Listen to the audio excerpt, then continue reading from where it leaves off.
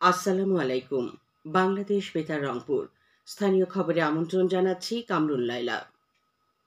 বাংলাদেশ জামায়াতে ইসলামীর আমির ডাক্তার শফিকুর রহমান বলেছেন, রংপুরের গর্ব শহীদ আবু সাইদ জাতির শ্রেষ্ঠ সন্তান। সেই শহীদ আবু সাইদ চত্বরে কথা বলার সুযোগ পেয়ে তিনি সুক্রিয়া জ্ঞাপন করেছেন। তিনি গতকাল রংপুর বেগম রোকেয়া বিশ্ববিদ্যালয়ের প্রধান গেটের সম্মুখে শহীদ আবু সাইদ চত্বরে অনুষ্ঠিত পথসভায় প্রধান অতিথি বক্তব্যে কথা বলেন।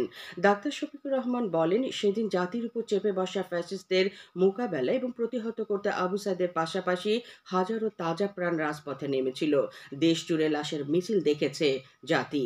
আমিরে জামায়াত বলেন, জুলাই আগস্ট বিপ্লবের শহীদরা যে কারণে জীবন উৎসর্গ করেছে, সেই শোষণ আর সন্ত্রাসমুক্ত বৈষম্য বিরোধী সমাজ গড়ার জন্য সংগ্রাম চলবে।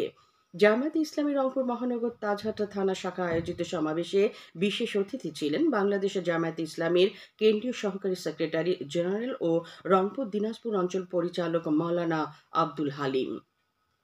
জাতীয় নাগরিক কমিটির সদস্য সচিব ও ডাকসুর সাবেক ছাত্রনেতা আক্তার হোসেন বলেছেন, বাংলাদেশের সামনে যে নির্বাচন আসছে সেটি একটি গণপরিষদ নির্বাচন হবে। গতকাল রংপুর কারমাইকেল কলেজে শিক্ষার্থীদের সঙ্গে মতবিনিময়কালে তিনি এসব কথা বলেন। আগামী মাসের মধ্যে নতুন রাজনৈতিক দলের ঘোষণা আসবে বলে জানিয়ে আক্তার হোসেন বলেন, এখনও দলের নাম ঠিক করা হয়নি। যারাই আওয়ামী লীগকে নির্বাচনে আনার চেষ্টা করবে তাদের বিরুদ্ধে দেশের জনগণ সর্বশক্তি দিয়ে রুখে দাঁড়াবে বলে উল্লেখ করেন আক্তার হোসেন। ন্যায় বিচারে নারীর প্রবেশাধিকার প্রকল্পের অগ্রগতি এবং লিগ্যাল এইড শক্তিশালীকরণ বিষয়ক অবহিতকরণ সভা গতকাল রংপুরের পীরগঞ্জে অনুষ্ঠিত হয়েছে। উপজেলা নির্বাহী কর্মকর্তা সভাকক্ষে অনুষ্ঠিত সভায় নির্বাহী কর্মকর্তা খাদিজা বেগম সভাপতিত্ব করেন।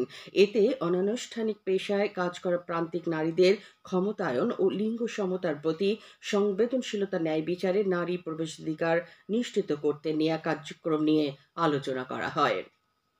জয়পুরহাটের পাঁচবিবিতে গতকাল অভ্যন্তরীণ অভিবাসী বিষয়ক এক অ্যাডভোকেসি সভা অনুষ্ঠিত হয়েছে। উপজেলা পরিষদ মিলনায়তনে অনুষ্ঠিত সভায় প্রধান অতিথি ছিলেন উপজেলা নির্বাহী অফিসার মাহমুদুল হাসান। সভায় অভিবাসীদের সরকারের সামাজিক সুরক্ষা প্রাপ্তি নিশ্চিতে করণীয় সম্পর্কে আলোচনা এবং অভ্যন্তরীণ সামাজিক নিরাপত্তা বেষ্টনীর উন্নয়নে সরকারের পাশাপাশি বেসরকারি সংস্থাগুলোকে এগিয়ে আসার আহ্বান জানানো হয়। রংপুর সহ উত্তরের জেলাগুলোতে শীত জেঁকে বসায় সরকারের পাশাপাশি বেসরকারি সংস্থা ও বিভিন্ন দলের পক্ষ থেকে শীতবস্ত্র বিতরণ অব্যাহত রয়েছে। রংপুর মহানগরীর 28 নম্বর ওয়ার্ড বিএনপির আয়োজনে শীতার্তদের মধ্যে কম্বল বিতরণ করা হয়েছে। গতকাল নগরীর এরশাদনগর ওয়ার্ড বিএনপির অফিসে আয়োজিত কম্বল বিতরণ অনুষ্ঠানে উপস্থিত ছিলেন মহানগর বিএনপির আহ্বায়ক শামসুজ্জামান শামু। কুড়িগ্রামে অসহায় ও নিম্ন আয় শতাধিক শীতার্ত মানুষের মাঝে গতকাল পল্লী সেবা যুব উন্নয়ন সংস্থার পক্ষ থেকে কম্বল বিতরণ করা হয়েছে। অনুষ্ঠানে প্রধান অতিথি ছিলেন সদর উপজেলা নির্বাহী অফিসার সাইদা পারভিন। এদিকে শীতের ঘন কুয়াশায় সড়ক দুর্ঘটনা রোধে সচেতনতা বৃদ্ধি এবং কার্যকর ব্যবস্থা গ্রহণের লক্ষ্যে রংপুর জেলা পুলিশ সুপার আবু সাইম এর নির্দেশে বিশেষ উদ্যোগ গ্রহণ করেছে জেলা ট্রাফিক বিভাগ। গতকাল ঢাকা রংপুর মহাসড়কের মিঠাপুকুর উপজেলা দমদমা ব্রিজের সামনে এ উদ্যোগের অংশ হিসেবে চালক, হেলপার এবং স্টেক হোল্ডারদের সাথে একটি পথসভার আয়োজন করা হয়। এতে ঘন কুয়াশার সময় দুর্ঘটনা এড়াতে গাড়ির গতি কমিয়ে চলার পরামর্শ দেয়া হয়।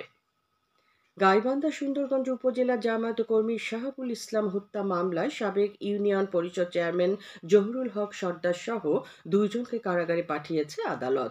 গতকাল গাইবান্ধা চিফ জুডিশিয়াল ম্যাজিস্ট্রেট আদালতের বিচারক মোহাম্মদ মারুফ হাসান জামিন আবেদন নাকচ করে তাদেরকে কারাগারে পাঠানোর নির্দেশ দেন।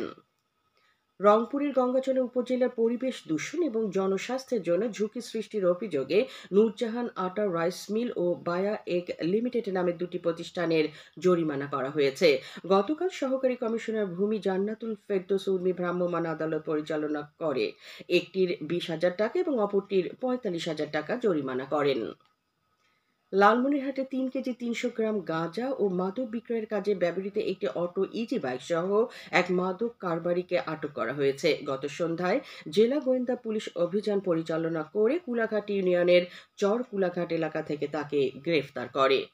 বিনোদনের জন্য নাটক, সমতার প্রয়োজনে নাটক এই স্লোগানকে সামনে রেখে রংপুর পদাতিক ও বাংলাদেশ শিল্পকলা একাডেমির যৌথ আয়োজনে আজ থেকে শুরু হতে যাচ্ছে 8 দিনব্যাপী নাট্যোৎসব। এ উপলক্ষে গতকাল সন্ধ্যায় রংপুর সাহিত্য পরিষদ হলরুমে সংবাদ সম্মেলন অনুষ্ঠিত হয়।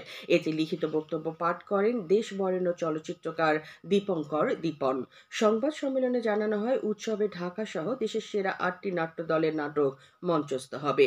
প্রতিদিন সন্ধ্যে 7:15টায় দর্শনের বিনিময়ে এসব নাটক মঞ্চস্থ হবে। সবশেষে আবহাওয়া।